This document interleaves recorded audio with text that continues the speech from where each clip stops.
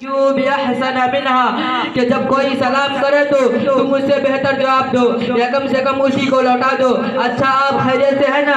اللہ کا فضل و کرم ہے بخیر ہوں، مگر لڑکے کی شادی اس بنا پر کچھ مشغول ہوں. کیا خوب زیب و زینت اور آرائش کے ساتھ شادی ہو رہی ہے اور شادی کے تمام رسومات ادا کرنا اپنے اوپر لازم کر لیا ہے کہ اتنی مشغولیت بڑھ گئی ہے. جی حضرت شادی تو بڑی شان و شوکت اور دھوم دھام سے کی جا رہی ہے، جس میں روزانہ محلے کی بہو بیٹیاں آ کر خوب جھوم جھوم کر گانے گاتی اور اپنا خوشی و مسرت کا اظہار. لا حول ولا قوت الا باللہ. ایک تو شریعت کی مکمل خلاف ورزی اور یہ فخریہ جملے بھائی چودھری جلد اپنے گھر سے گانے بجانے بند کروائے اور عورتوں کو پردہ نشی کیجیے. اور یہ بات بھی ذہن کی تقریب پر مفکر کر لیجیے کہ جس طرح عورت سراپا پردہ ہے اس کی آواز بھی پردہ ہے. یہ گانا بجانا تو دور، حتیٰ کہ عورتوں کے لیے نماز میں جہرن قرات بھی ممنوع ہے.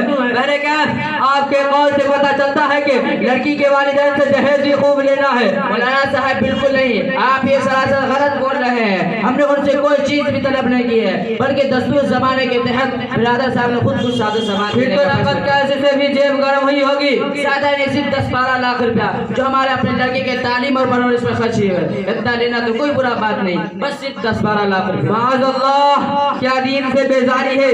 آپ کو معلوم نہیں ہے کہ اولاد کے والدین پر 3 حقوق ہیں. انہی میں سے ایک حق یہ بھی ہے کہ ان کی شادی اچھے اور دیندار گھرانے میں کرے. پھر تو یہ شادی کرنا آپ پر واجب ہی ہے، اور واجب پر مزید رقم لینا یہ تو رشوت ہو گیا. مولانا صاحب آپ اس طرح پرچہ کے باتیں نہ کریں. ہم نے کسی سے کوئی رشوت نہیں لی ہے. آپ مجھ پہ یہ الزام ڈال رہے ہیں، بس اب میں چلتا ہوں. اس الزام کے مرضی سے 1 منٹ بھی نہیں ٹھہر سکتا اور نہ ہی آپ سے کوئی ذکر کی گفتگو. بھائی صاحب ٹھہریے ذرا ایک بات بھی سن لیجئے.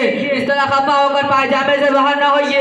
یہ رشوت نہیں تو پھر کیا ہے کہ وہ حقاب جو آپ پر واجب ہی ہے، پھر بھی اس پر روپے کا مطالبہ. آپ خود اگر کسی محکمہ میں جاتے ہیں جہاں کام کرنے کے لیے حکم متعین رہتے ہیں، لیکن بغیر روپیہ لیے وہ کام نہیں کرتا ہے، اس کو آپ رشوت کہتے ہیں. نہیں، دل تھام کر جواب دیجیے گا. جی وہ تو صراحتاً رشوت ہے، اس کو رشوت ہونے میں کوئی شک. تو جب آپ پر اپنے لڑکے کی شادی کرنا واجب ہی ہے، پھر بھی اس پر مزید رقم و جہیز کا مطالبہ کرنا رشوت نہیں تو پھر کیا ہے.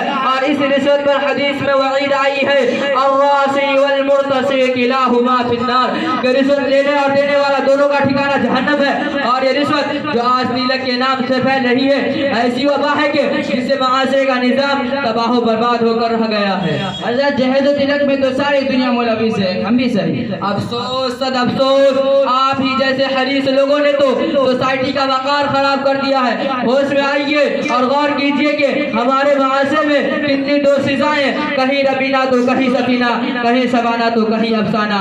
بے انتہا حسن و جمال کے باوجود بن بیاہی بیٹھی ہے، ان کے والدین سب روز اسی فکر میں بسر کر رہے ہیں. اور آج ان دوشیزاؤں کی روحیں معاشرے سے پکار پکار کر کہہ رہی ہے، خدا را رحم کھاؤ، خدا را رحم کھاؤ، ظلم و بربریت کی راہ ترک کرو، عورتوں کے وقار کو سمجھو، زمانہ جاہلیت کی طرح سخت دل نہ بن جاؤ.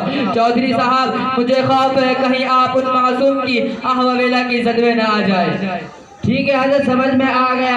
اور ابھی جاتا اور شادی کے تمام رسومات ختم کر کے اپنے لڑکے کی شادی رچاؤں گا، اور آئندہ بھی اپنے تمام لڑکوں کی شادی بغیر جہیز و تلک کرنے کا آج مصمم کرتا ہوں. اگر آپ اپنے لڑکے کو ازدواجی زندگی کے زرد خرید غلام بنا کر نہیں، بلکہ قرآن کے حکم الرجال قوامون علی النساء کے تحت اور ناب کے حیثیت سے زندگی بسر کروانا چاہتے ہیں تو احکام شریعت کو اپنا نمونہ عمل بنا کر بغیر دل کو جہیز اپنے لڑکے کی شرعی شادی کیجیے. شرعی شادی کس طرح ہوتی ہے ذرا روشناس کریے. شرعی شادی نہایت سہل اور آسان ہے کہ نکاح کیا جائے اور بلا جہیز و تلک اور بغیر ادائیگی رسومات اپنی بہو کو گھر لے آ جائے. جہیز وغیرہ تو غیر اسلامی رسومات ہے جس نے آج مسلمانوں کے گھروں میں اپنا ٹھکانہ بنا لیا ہے، جن کی شریعت میں کوئی اصل نہیں.